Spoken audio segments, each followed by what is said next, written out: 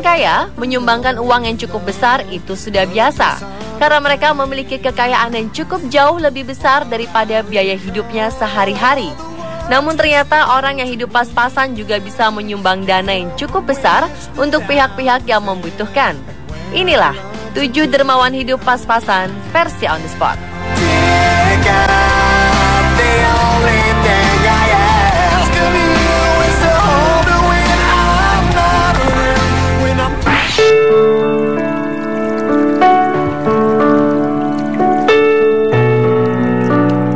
Seorang satuan petugas pengamanan atau satpam asal Tiongkok memiliki kebiasaan yang jarang dilakukan oleh orang lain. Mayon, salah satu satpam di negara tirai bambu ini, menyisihkan 3/4 gaji bulanannya untuk disumbangkan ke anak miskin. Sudah 19 tahun dia melakukan kegiatan sosialnya ini. Mayon yang tiap bulan hanya mendapat gaji sekitar 4,5 juta rupiah ini hanya mengambil 1/4-nya untuk kebutuhan hariannya. Selebihnya dia berikan untuk 17 murid-murid sekolah yang miskin. Dia merasa cukup untuk makan seadanya dan tidak kekurangan. Jika dikumpulkan, total sedekah Mayon bisa mencapai 1 miliar rupiah. Sikap ini membuat keluarganya kadang kesal.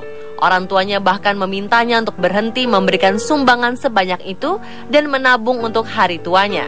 Padahal Mayon melakukan hal ini untuk membalas budi dermawan yang tak dikenal yang sudah membayar biaya perawatan ibunya di rumah sakit.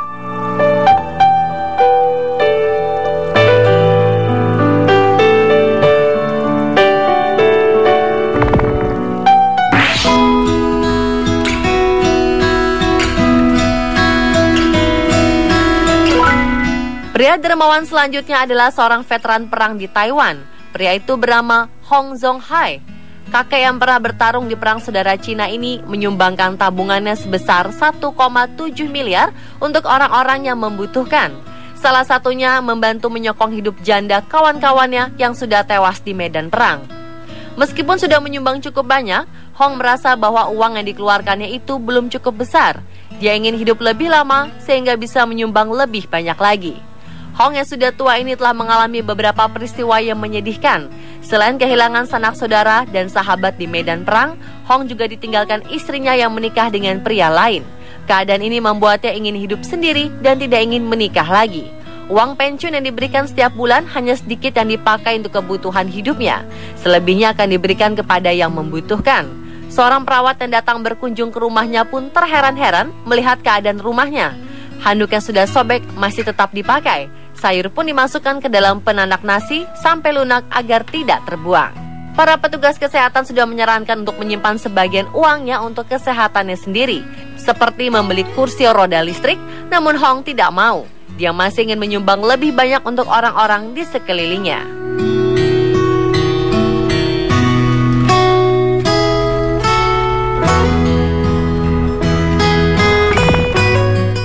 When I find myself in times of trouble, Mother Mary comes to me. Masih dari negeri Tiongkok, seorang nenek berhati mulia mendapat pujian dunia karena telah menolong puluhan bayi yang ditinggalkan orang tuanya di jalanan.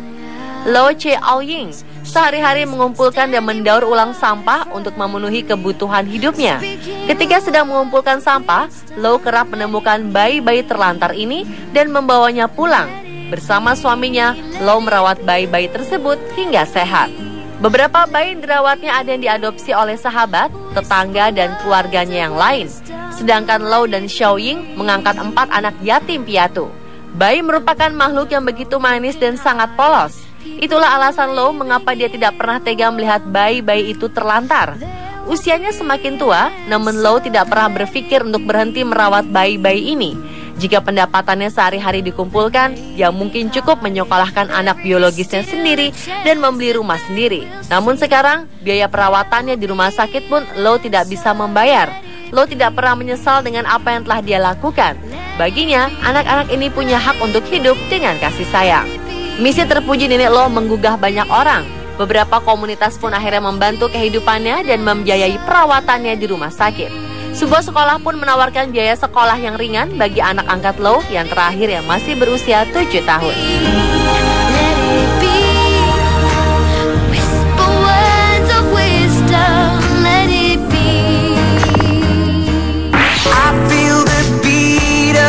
heart on my skin as I count all the breaths. Sebuah sekolah berkebutuhan khusus di India dikejutkan dengan baju-baju baru yang indah, hadiah dari seorang dermawan yang murah hati.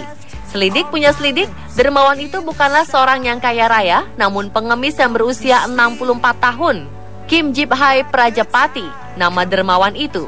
Dia sebenarnya bukanlah seorang pengemis, dulu dia memiliki toko teh kecil, namun toko itu digusur dan ia dibuang ke jalan. Keadaan yang terbalik ini membuatnya sadar bahwa hidup susah itu tidak enak. Dia pun berusaha membantu orang-orang yang lebih berkekurangan dari dirinya. Hasil mengemis di jalanan sebagian ditabung. Setelah uang terkumpul, dia pun membeli pakaian baru dan mendonasikan pakaian tersebut pada anak-anak berkebutuhan khusus yang tidak mampu. Tindakannya ini menuai pujian dari banyak orang. Masyarakat menilainya sebagai dermawan sejati karena di tengah kesengsaraan hidup, dia masih sempat memikirkan orang lain dan berjuang demi mereka.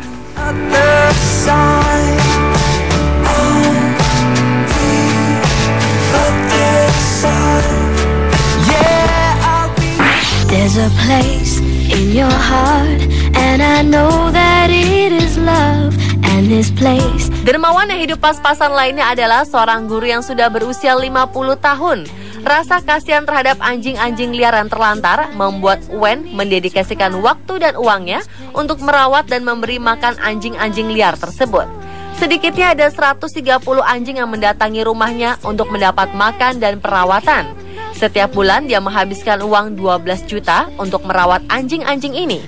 Uang itu adalah gaji bulanannya dan juga pemberian anak-anaknya yang sudah mapan. Wen memerlukan 2 kg daging sapi dan 5 kg biji-bijian setiap hari untuk anjing-anjing ini.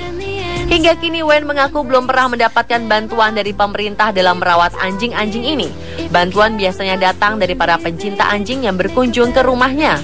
Rumah Wen tidak begitu besar, namun cukup untuk menjadi tempat penampungan anjing. Meskipun dia sempat dilarang anak-anaknya, Wen tetap bersikeras dengan keinginannya merawat anjing.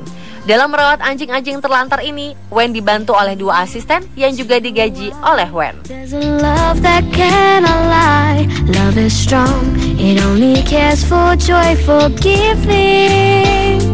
If we try.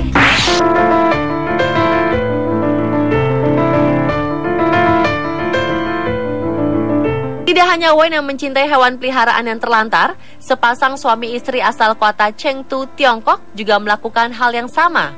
Mereka memelihara anjing dan kucing terlantar di rumah mereka yang berukuran 20 meter persegi. Sejak tahun 2005, pasangan ini sepakat untuk merawat dan mengobati kucing dan anjing yang terluka dan sakit. Tidak ada bantuan dari pihak manapun dalam melakukan hal ini.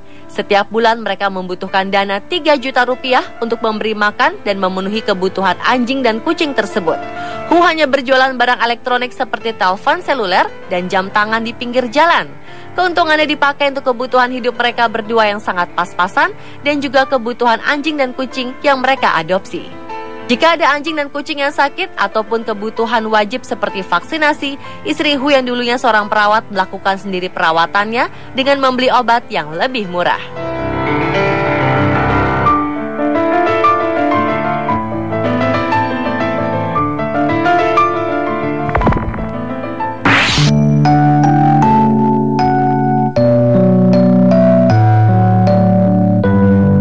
Dermawan yang terakhir adalah Thomas Cannon. Pria dermawan ini merupakan pegawai kantor pos di Amerika Serikat.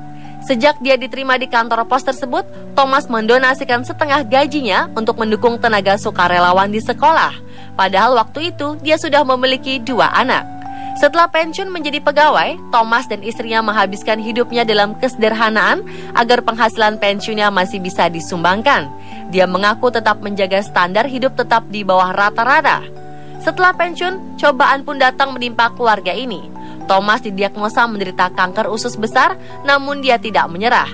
Thomas mengisi hari-harinya dengan mengajar di komunitas daerahnya untuk memotivasi orang-orang bagaimana menghadapi kematian tanpa rasa takut. Thomas akhirnya wafat di usianya yang ke-79 tahun pada 4 Juli 2005.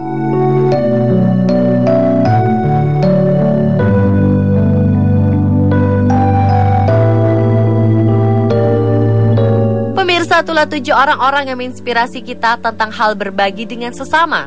Semoga tayangan ini memotivasi kita untuk semakin peduli dengan sesama kita.